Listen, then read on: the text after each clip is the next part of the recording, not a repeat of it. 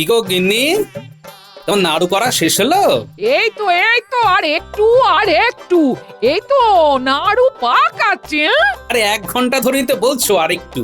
সারাদিন করলেটা কি? হ্যাঁ, কটা নাড়ু বানাতে তো দিন কাবার করে দিলে একেবারে। তাই তো, আমি তো পায়ের ওপর পা দিয়ে ঘুমোই, আর তুমি মন্ত্র বলে রাজসভা থেকে ফিরে এসে সব কাজ করে ফেলো, তাই তো? হ্যাঁ, আমি কি তাই বলেছি নাকি? আর রাগ করো কেন গিন্নি? অনেকদিন বিজ্ঞানীকে তোমার হাতের নাড়ু খাওয়ানো হয়নি, তাই একটু তাড়া দিচ্ছিলাম আর কি। এই নাও, হয়ে গেছে। আমি এই বাটিতে বেশ কিছু নাড়ু দিলাম। গরম গরম নাড়ু বিজ্ঞানীকে দিয়ে এসো, যাও।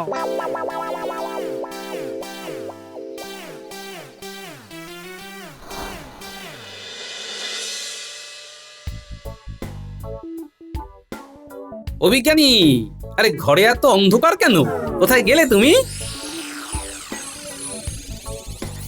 এই দেখো, আমার গিন্নি তোমার জন্য নাড়ু পাঠিয়েছে, তোমার জন্য নিয়ে এলাম। এ কি, বিজ্ঞানী সাড়া দিচ্ছে না কেন? এই, এটা কি?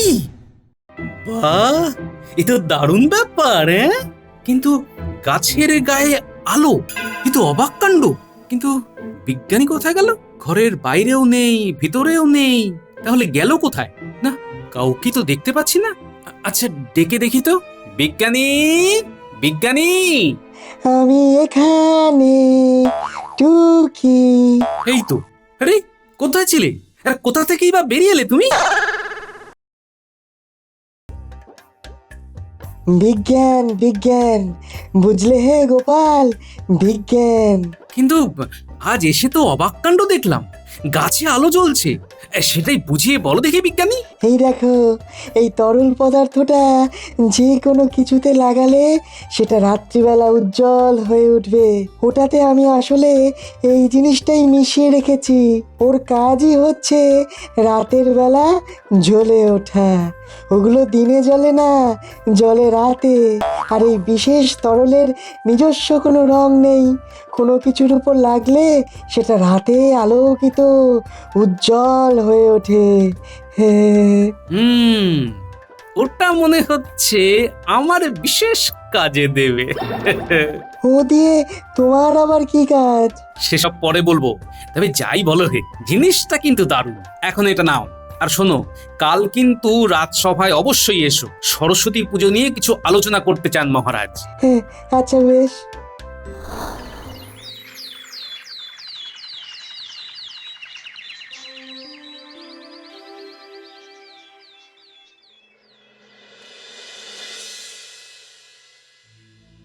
দেখো, আজ সভা শুরুতেই এই আলোচনাটা প্রয়োজন। তোমরা তো সকলেই জানো আমার জ্যাঠামশাই গত হয়েছেন, এখন আমার অসৌচ চলছে। এই অবস্থায় রাজবাড়িতে কিন্তু সরস্বতী পুজো করা সম্ভব হবে না। এমনটা যে হবে মন্ত্রী, সেটা তো আগে ভাবিনি। তাই এবছর পুজোর জায়গা বদল করতে হবে। তা তোমরা কি বলো? মহারাজ, আমি থাকতে এই নিয়ে আপনার চিন্তার কোনো কারণও দেখি না। আমার বাড়িতে এবার আমি নিজেই পুজোর আয়োজন করব। কেন মহারাজ? এবার মায়ের পুজো তো আমার বাড়িতেও হতে পারে। মহারাজ, অভয় দেন তো বলি। আমার বাড়ি থাকতে আমি পণ্ডিত মশাই, বাগদেবীর আরাধনার সমস্ত আয়োজন আমার বাড়িতেই মানায় মহারাজ, ঠিক কিনা বলুন? সকলে মিলে শুধু লুটে নেওয়ার তাল। মহারাজ, আমি বলছিলাম কি, ওই বিদ্যার দেবী সরস্বতীর আরাধনা তো পাঠশালাতেই হওয়া উচিত। উত্তম কথা, গোপাল তো ঠিকই বলেছে। বিদ্যার দেবীর পুজো তো পাঠশালাতেই হওয়া উচিত। তাহলে সেখানেই হোক। মহারাজ, আমি বলি কি, এই ব্যবস্থাটা কি ভালো হলো? মন্ত্রী, আমি ভেবে দেখেছি গোপাল ঠিক কথাই বলেছে। গোপাল, তুমি বরং খাজাঞ্চির কাছ থেকে 100 মোহর নিয়ে যাও। যথাজ্ঞা মহারাজ। মায়ের পুজো পাঠশালাতে জমবে মজা এবার। মন্ত্রী শান্ত্রী সেনাপতি ভুল বুঝলো আবার। জ্বলছে তাদের হৃদয়ে খানি, জ্বালা তাদের চোখে। শতমোহর না পেয়ে শুধুই মাথা ঠোকে।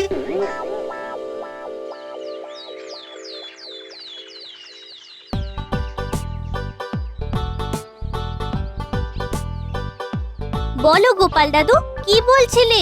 বলি সরস্বতী পুজো আর কদিন বাকি সে খেয়াল আছে কি? হ্যাঁ, আর তো কটা দিন মাত্র। শোন, এবছরে রাজবাড়ির সরস্বতী পুজো হবে পাঠশালাতে। তোদের অনেক কাজ বেড়ে গেল রে। এরকম কথা কেন বলছো দাদু? আরে ঘরদোর ধুয়ে মুছে সাফ করতে হবে তো তোদেরই। তারপর পাঠশালাটা সুন্দর করে সাজাতে হবে তো। তুমি কিচ্ছু ভেবো না গোপাল দাদু, আমরা সব ধুয়ে মুছে সাফ করে দেব। আমরা সব কাজ করে ফেলবো গো দাদু। এখন চল সব পুটো পাড়ায় যাই। আরে ঠাকুর বায়না দিতে হবে যে।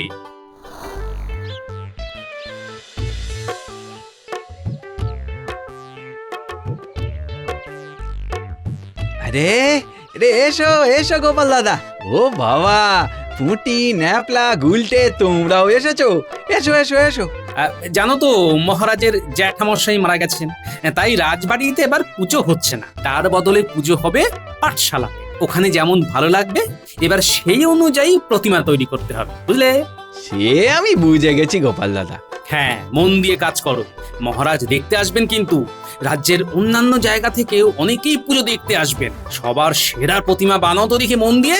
আচ্ছা গো গোপাল দাদা, ও তুমি কিচ্ছুটি চিন্তা করো না, তুমি যেমন বলবে তেমনই হবে। দেখি দেখি হাঁসটা দেখি। এই, এবার তোরা সব যা এখান থেকে। তোদের তো খেলার সময় হয়ে গেছে। আমি বায়নার দামটা দিয়ে যাচ্ছি। হ্যাঁ হ্যাঁ, চ চ, আমাদের খেলার সময় হয়ে গেছে। এমনিতেই শীতকালের বেলা, তাড়াতাড়ি সন্ধে নেমে আসবে। বনের পথ দিয়েই চল, তাড়াতাড়ি হবে। খেলার সময় বয়ে যাচ্ছে ভাই।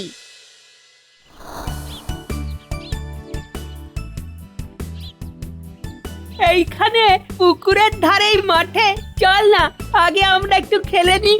হ্যাঁ হ্যাঁ, চল চল।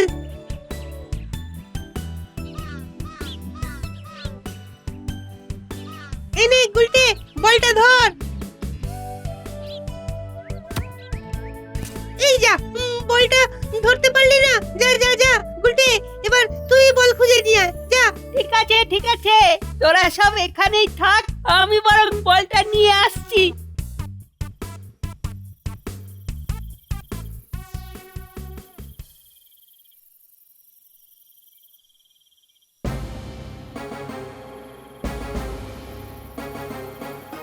আরে আরে, জঙ্গলের ভিতরে মন্ত্রী মশাই, সেনাপতি, রাজবৈদ্য ও কি পণ্ডিত মশাই আছেন দেখছি। কি ব্যাপার শুনি তো, কি বলছে ওরা?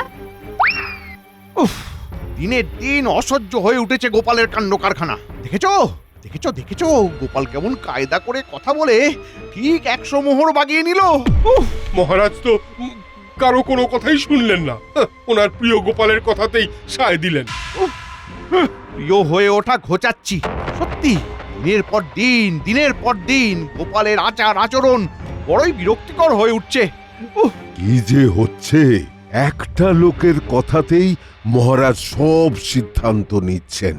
আজকাল গোপাল তো রাজকার্যেও তার সিদ্ধান্ত জানাচ্ছে। এবার তো গোপাল কোনোদিন ওই অসুস্থ রোগীদেরও ওষুধ দিতে শুরু করবে। সবার সব কাজ ও একাই করতে থাকবে। মন্ত্রী মশাই, কিছু করুন আপনি। এইভাবে চলতে থাকলে একদিন রাজ্যের সব দায়িত্বই গোপালের হাতে চলে যাবে। না না না না না না, আমি গোপালকে ছাড়বো না। গোপালকে আমি ছাড়বো না, আমিও এর শেষ দেখে ছাড়বো। বলেন তো, আমি একেবারে ওই গোপালকে পৃথিবী থেকে হাওয়া করে দিই? সেনাপতি, শান্ত হও শান্ত হও। শোনো মন দিয়ে, আমার মাথায় একটা পরিকল্পনা এসেছে। তোমরা শোনো সেটা। সেখানে কে কি করবে সেই পরিকল্পনাও আমি করে ফেলেছি। সকলে এসো এদিকে, এসো। বুঝেছো বুঝেছো তো সকলে? হ্যাঁ, ঠিক আছে ঠিক আছে তবে। দাঁড়াও, আমি সব গোপাল দাদুকে বলে দেব।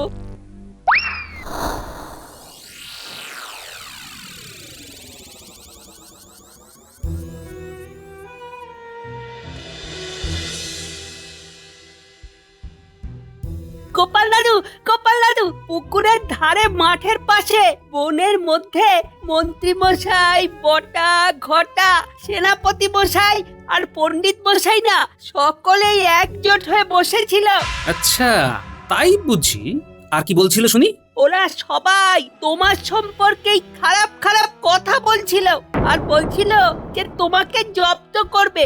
সেনাপতি মশাইয়ের তো মনে মনে ইচ্ছে তোমাকে পৃথিবী থেকেই হাওয়া করে দেওয়া। দাদু ওরা খুব খারাপ লোক। দাঁড়াও বাচ্চা ধনেরা, আমার পিছনে লাগা, আমার নামও গোপাল ভাঁড়, দেখাচ্ছি মজা।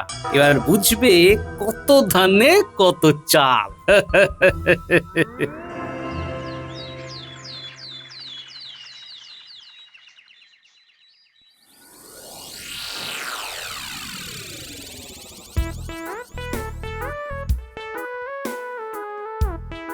বলো গোপাল, এত সকালবেলা তুমি এখানে?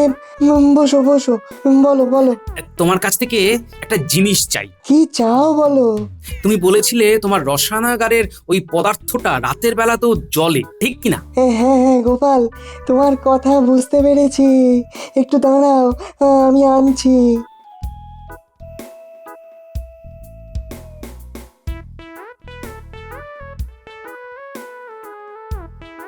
এই নাও গোপাল। বিজ্ঞানী, এবার তুমি ওই মোহরগুলোতে ওই পদার্থটা লাগিয়ে দাও।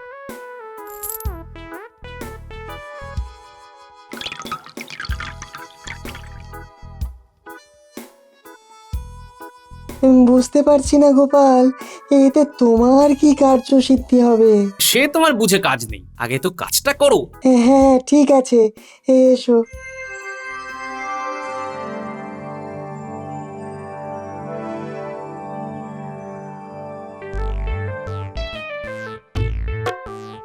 সকাল সকাল কোথায় গিয়েছিলে গো? হ্যাঁ, কাজ ছিল গিন্নি। এত ভোরে কি এমন কাজ গো? হ্যাঁ, তোমার অত কথায় কাজ কি বাবু? যাও তো যাও, রান্না চাপ, আমাকে স্নানে যেতে হবে, তারপরে খেয়ে দে রাজসভায় যাও। যাও। গোপাল দাদা, ও গোপাল দাদা, গোপাল দাদা, আমরা এসে গেছি গো। ও, তোমরা এসে গেছো? বেশ, এবার তাহলে কাজে লেগে পড়ো, বাইরের দরজাতেই থাকো তবে। ও মা, এরা এখানে কেন গো? হ্যাঁ, ওদের কাজ আছে গিন্নি। শোনো, বলি সরস্বতী পুজোর জন্য মহারাজ আমাকে 100 মোহর দিয়েছিলেন। এগুলো পাহারা দেবার জন্যই ওদের মহারাজ স্বয়ং এখানে পাঠিয়েছে, বুঝলে? ও হো, হো, হো, হো। এখন যাও, তুমি রান্না চাপাও গিয়ে, এরপর কিন্তু দেরি হয়ে যাবে গিন্নি। আমি ততক্ষণে ওগুলোকে লুকিয়ে রাখি কোথাও।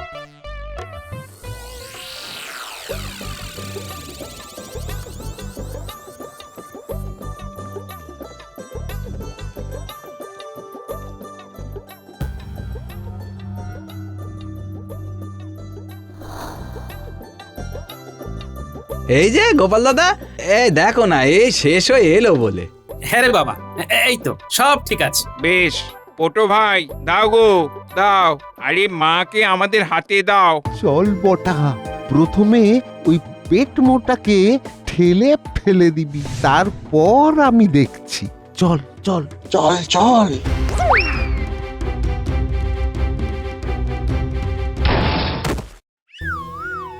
আরে আরে, এই এই এই এই কে তোমরা? হে, আরে আরে আরে, এই লেগেছে গোপাল দাদা, ওঠো ওঠো। হ্যাঁ, তা একটু, কিন্তু তোকে এখন কি করে ঠাকুরের দাম দিয়ে বলতো? আর পুজোই বা হবে কি করে? সমস্ত মোহরের থলিটাই তো চলে গেল। তার মানে এইটা কেমন কথা হলো গোপাল দাদা? আমার ঠাকুরের দামটা তো দিতে হবে তোমায়, না হলে কিন্তু আমি তোমায় ছাড়বো না। হ্যাঁ, কেমন করে দিই বলতো বাপু? নিজের চোখে তো দেখলি কি ঘটলো। ওসব আমি জানি না, দাম তোমাকে দিয়ে যেতেই হবে। আচ্ছা ঠিক আছে, আমাকে একটু সময় দে, আমি তোর টাকা ঠিক দিয়ে দেবো।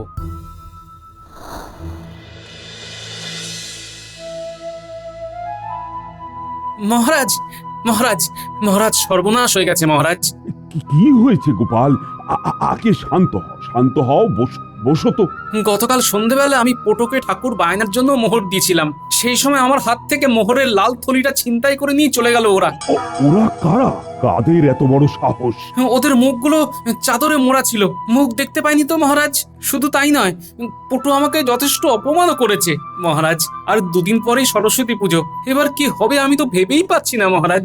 সে কি গোপাল, তুমি কি তখন ঘুমোচ্ছিলে নাকি? এতগুলো মোহর তুমি হারিয়ে ফেললে? এই কথাটা কি বিশ্বাসযোগ্য নাকি? কোথায় রেখেছো মোহরগুলো? হ্যাঁ, কোথায় রেখেছো জানাও আমাদের। ছিনতাই হয়ে গেছে বললে চলবে না তো। না না না না, আমি কিন্তু বুঝতে পারছি মোহরগুলো কোথায় আছে। হ্যাঁ, ওগুলো গোপালের কাছেই আছে। মহারাজ, আমি তখনই আপনাকে বলেছিলাম গোপালকে দায়িত্ব দেবেন না। কি হলো দেখলেন তো? দেখলেন কি গোপাল, এখন চুপ করে আছো কেন? কিছু বলো। তোমার মুখের কথাগুলো এখন কোথায় গেল? কাজের কাজ তো কিছু করো না, শুধু কথাই তো বলো, শুধু কথা। কিন্তু এতগুলো মোহর তোমাকে দিলাম, আর দুদিন পরেই তো সরস্বতী পুজো। এখন কি হবে? কি হে গোপাল, বড় বেশি চুপ করে গেলে যে। আগে মহারাজ, ভাবছিলাম আমার কাছে যে মোহর ছিল সে কথা তো রাজসভার লোকজন ছাড়া আর কেউ জানতো না। তবে কি করে? মহারাজ, আজ রাতে সভাসদদের এখানেই থাকতে বলুন, আর আপনার প্রহরীদের বলুন সেদিন রাজসভায় উপস্থিত থাকা সভাসদদের বাড়িতে বাড়িতে গিয়ে মোহরের খোঁজ করতে। বেশ, এখনই পাঠাই তাহলে। না না না না না, দয়া করে এখন পাঠাবেন না মহারাজ, রাতে পাঠাবেন।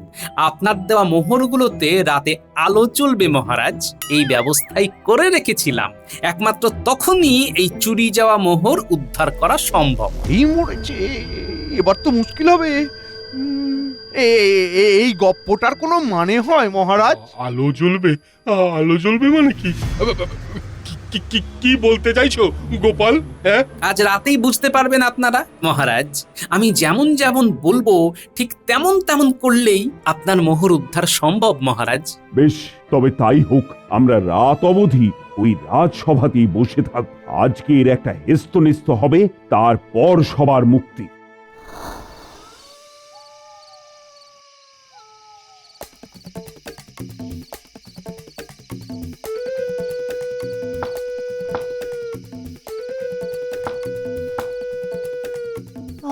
সন্ধেবেলায় কে রে বাবা? হ্যাঁ, সরে যান মা। এ কি তোমরা সোজা সিন্ধুকের ঘরে ঢুকে যাচ্ছ কেন? এ কি? সিন্ধুকের চাবি খুলুন, খুলুন বলছি। কেন? যা বলছি তাই করুন। আচ্ছা আচ্ছা আচ্ছা আচ্ছা, এই চাবি খুলে দিচ্ছি। এই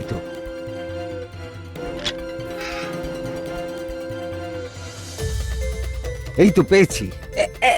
এই তো পেয়েছি। 1 2 3 আর 5 6 25টা মন্ত্রীর বাড়ি থেকে পাওয়া গেছে 25টা। চলো হে ভাইয়া, এবার রাজপণ্ডিতের বাড়ি আরো 25টা বেরোলো। এই চলো চলো, এবার রাজবৈদ্যর বাড়িতে চলো। তাহলে 100টা মোহরের হদিশ পাওয়া গেল তো। সে আর বলতে। এবার চলো রাজসভার দিকে পা বাড়াই।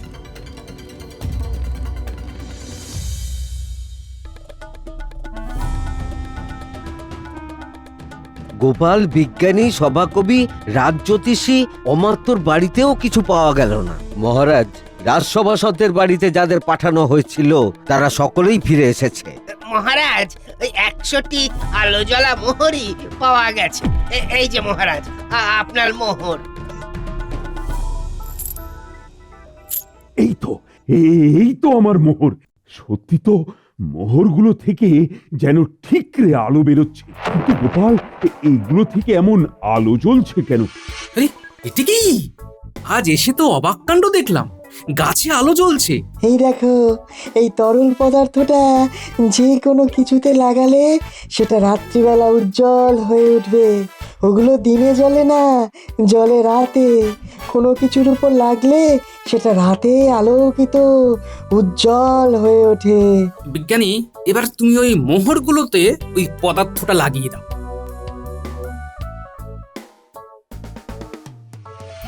সত্যি গোপাল, তোমার বুদ্ধির তুলনা নেই। আমার প্রশংসা পরে করবেন মহারাজ। বলুন তো, এই মোহরগুলো কার কার ঘর থেকে উদ্ধার হয়েছে? এবার বলো তো প্রহরী, কোথা থেকে এগুলো পেলে?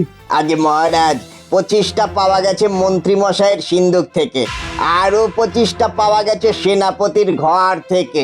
বাকি 50টার মধ্যে 25টা পাওয়া গেছে রাজপণ্ডিতের ঘর থেকে। আর বাকি থামো থামো, আমি আর সহ্য করতে পারছি না। মহারাজ একটু ধৈর্য ধরে শুনুন দয়া করে। শেষ 25টা মোহর পাওয়া গেছে রাজবৈদ্যর বাড়ি থেকে। হ্যাঁ, মন্ত্রী, তোমার কাছ থেকে এটা আশা করা যায় না। আর সেনাপতি, তোমার ওপর রয়েছে প্রজাদের নিরাপত্তার ভার। তুমি কিনা শেষে চুরি করলে, তাও রাজ অর্থ। আর আমি তো কিছুই বুঝতে পারছি না পণ্ডিত, বিদ্যার দেবীর পুজোর মোহর তুমি চুরি করলে কি করে? আর রাজবৈদ্যকে তো আমার বলার কোনো ভাষা নেই। তোমাদের সকলকেই শুলে চড়ানো উচিত। মহারাজ, মহারাজ, আমাদের ক্ষমা করে দিন মহারাজ। মহারাজ, আমাদের ক্ষমা করে দিন মহারাজ। আর কখনো এমন ভুল হবে না। আর কখনো এমন ভুল হবে না মহারাজ, আর কখনো না। এবারের মতো ছেড়ে দিন মহারাজ, মহারাজ এবারের মতো ছেড়ে দিন মহারাজ, এবারের মতো ছেড়ে দিন, এবারের মতো ছেড়ে দিন মহারাজ। মহারাজ, মহারাজ। তোমরা আমার রাজসভার অলংকার ছিলে। তোমরা এই কাজ করলে কি করে? না না না, আমার সামনে থেকে চলে যাও। তোমরা যাও। আর 1 মাসের জন্য এই রাজসভা থেকে নির্বাসন দিলাম তোমাদের। যাও যাও, আমার চোখের সামনে থেকে দূর হয়ে যাও তোমরা।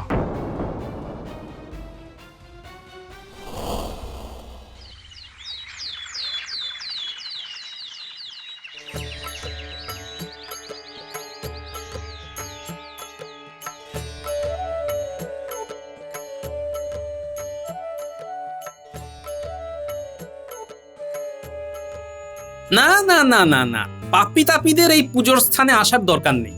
তারা বরং দূরেই থাক। শুধু তাই নয়, তাদের পুজোর কোনো কাজে অংশগ্রহণ করার কোনো দরকার নেই। হ্যাঁ হ্যাঁ গোপাল, ওরা যেন মায়ের পুজো স্থান থেকে দূরে থাকে, বলে দাও ওদের। মহারাজ, মহারাজ, আমায় পুজো করা থেকে বঞ্চিত করবেন না মহারাজ। মহারাজ, রাজপণ্ডিত, তুমি যাও, আগে মায়ের কাছে এই অপরাধের জন্য ক্ষমা ভিক্ষা করো, তারপর সবকিছু। হে মা সরস্বতী, আমার অপরাধের জন্য আমি অনুতপ্ত।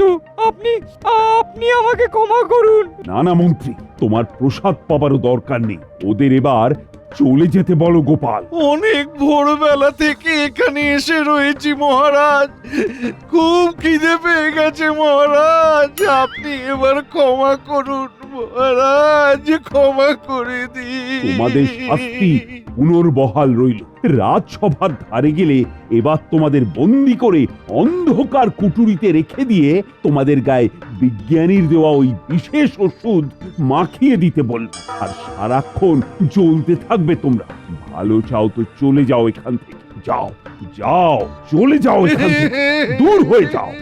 যাচ্ছি যাচ্ছি মহারাজ, যাচ্ছি যাচ্ছি।